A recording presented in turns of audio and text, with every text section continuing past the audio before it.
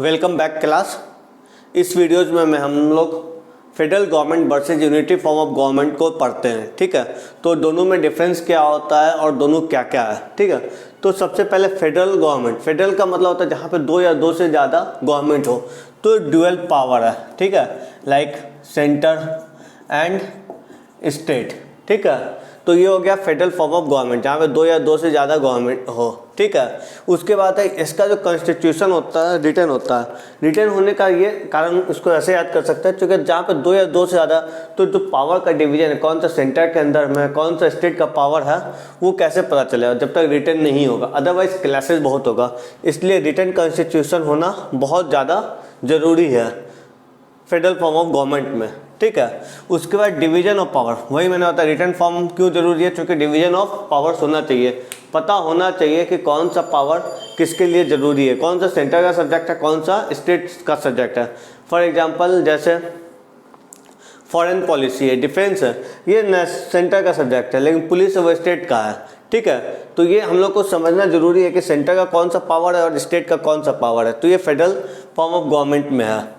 Federal form of government में constitution जो होता है वो सुप्रीम होता है। ठीक है, मतलब है कि कॉन्स्टिट्यूशन से ऊपर कुछ भी नहीं है, जो है कॉन्स्टिट्यूशन है। हम लोग सबको कॉन्स्टिट्यूशन के नीचे आएंगे, हम लोग को कॉन्स्टिट्यूशन को ही फॉलो करना होगा। उसके बाद है रिजिड कॉन्स्टिट्यूशन।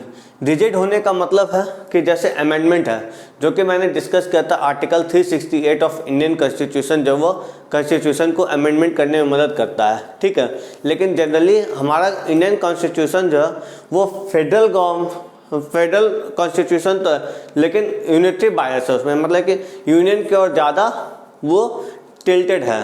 ठीक है, तो ये जो है जो रिजिड कॉन्स्टिट्यूशन होना बहुत ज़रूरी है फेडरल फॉर्म ऑफ गवर्नमेंट में। ठीक है, उसके बाद जुडिशरी का इंडिपेंडेंस। ठीक है, तो जो जुडिशरी है वो इंडिपेंडेंट, वो एग्जीक्यूटिव या लेजिस्लेटिव पे डिपेंडेंट नहीं है। हमने देखा था इंडियन कॉन्स्टिट्यूशन जो है वो जुडिशरी से इंडिपेंडेंट। और by cameral legislature, by cameral legislature का मतलब है कि दो हाउस होना चाहिए। ठीक है, जैसे इंडिया के केस में राज्यसभा और लोकसभा है, जो एक को लोअर हाउस कहते हैं, दूसरा अपर हाउस कहते हैं। By cameral legislature lower house and upper house होना जरूरी है। इंडिया में लोअर हाउस किसको बोलते हैं? लोकसभा को कहते हैं। अपर हाउस किसको बोलते हैं? राज्यसभा को कहते हैं। उसका यूनिटी फॉर्म ऑफ गवर्नमेंट, तो इसमें सिंगल, यूनिटी मतलब सिंगल। ठीक है, तो सिंगल गवर्नमेंट होगा। ठीक है, यहाँ पे कॉन्स्टिट्यूशन रिटन भी हो सकता है और अनरिटन भी हो सकता है, मतलब जिसको लिखा ना गया हो। तो रिटन कॉन्स्टिट्यूशन का एग्जाम्पल है फ्रांस और अनरिटन कॉन्स्टिट्यूशन का एग्जाम्पल है ब्रिटेन। एग्जाम में पूछ लेता है कि ब्रिटेन का कॉन्स्टिट्यूशन रिटन है अनरिटन है, तो क्या होगा? अनरिटन है। ठीक है, उसके यहाँ पे डिवीजन ऑफ पावर नहीं, डिवीजन ऑफ पावर जब सेंटर ऑफ स्टेट्स है ही नहीं, तो डिवीजन ऑफ पावर कैसा? जो है सेंटर ही है। ठीक है, तो यहाँ पे डिवीजन ऑफ पावर नहीं होगा। फिर कॉन्स्टिट्यूशन जो है वहाँ पे कहीं पे सुप्रीम हो सकता है, कहीं पे सुप्रीम नहीं हो सकता है।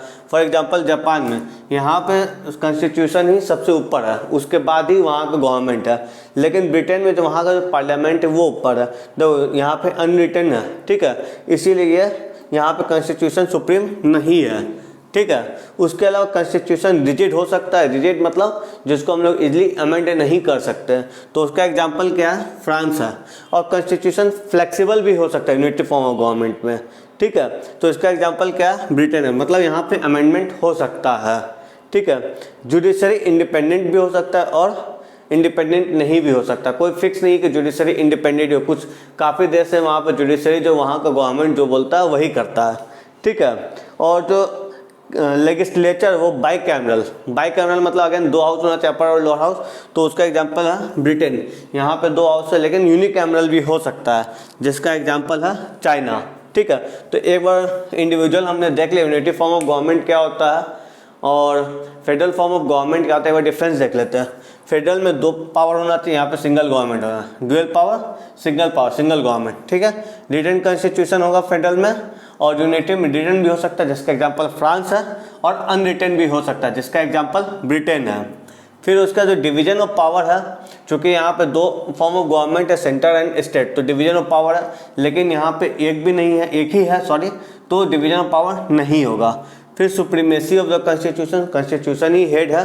ठीक है, जैसे यूएसए है, ठीक है। इंडिया यहाँ पे कॉन्स्टिट्यूशन से बढ़कर कुछ भी नहीं है। लेकिन हम लोग अगर जापान में जाएंगे जो कि सिंगल गवर्नमेंट है, वहाँ पे कॉन्स्टिट्यूशन सुप्रीम है। ब्रिटेन में कॉन्स्टिट्यूशन सुप्रीम नहीं है।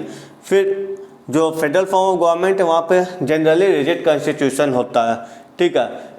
एक्सेप्शन इंडिया कुछ एक्सेप्शन जैसे जहाँ पे फ्लेक्सिबल है, जहाँ पे अमेंडमेंट का प्रोविज़न होता है, ठीक है। और जो यूनिटरी गवर्नमेंट है वहाँ पे कॉन्स्टिट्यूशन रिजिड हो सकता है फ्रांस की तरह, या फ्लेक्सिबल हो सकता है ब्रिटेन की तरह। जुडिशरी यहाँ पे इंडिपेंडेंट होना बहुत जरूरी है, चाहे इंडिया ले लो, यूएसए ले लो, हम लोग के यहाँ जुडिशरी जो है इंडिपेंडेंट है, ठीक है। एक्सिक्यूटिव या लेजिस्लेचर पे डिपेंडेंट नहीं है।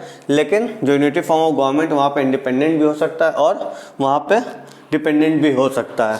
फाइनली बाई कैमरल लेजिस्लेचर, इसमें upper house and lower house दोनों होता है। लेकिन जो यूनिटी फॉर्म ऑफ गवर्नमेंट है वहाँ पे एक ही हाउस होगा या दोनों हो सकता, कुछ भी हो सकता है। यूनिटी बाई कैमरल का एग्जाम्पल ब्रिटेन है और यूनिक कैमरल का एग्जाम्पल चाइना है। तो मैं आशा करता हूँ आप लोग को ये समझ में आया होगा। अब हम लोग नेक्स्ट वीडियो में जो इंडियन कॉन्स्टिट्यूशन का फीचर्स है उसको डिस्कस करेंगे। और अगर आप लोगों को कोई डाउट हो तो आप लोग कमेंट में रिप्लाई लिख दीजिए, मैं उसका रिप्लाई कर दूंगा। Thank you.